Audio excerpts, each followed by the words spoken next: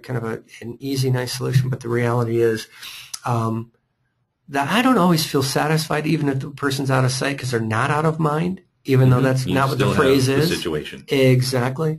And so to really get resolution, I need the harmer to be in my community, to be in my classroom so we can resolve this thing. Now, not so I can impose, but so that we can resolve, including listen to and respond to the needs of those harmed.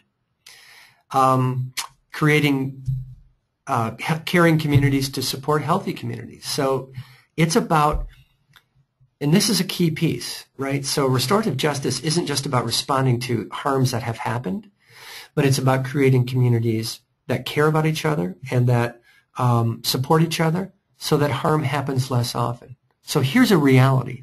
Restorative justice, in fact, is happening all over the United States. I mean, it's not everywhere, but there's a growing movement, quite frankly, growing recognition that something else has to be done with behavior. And bullying is a classic example, right? Bullying is like an epidemic in many places. We're much more aware of bullying now than we were in the past. Of course. It's probably always been there.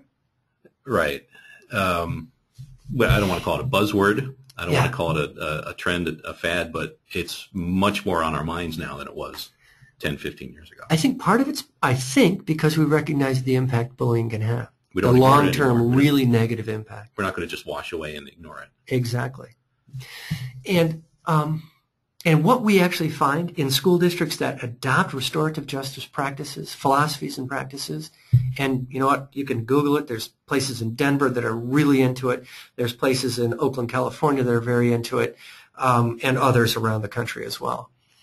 But in those schools that have embraced restorative justice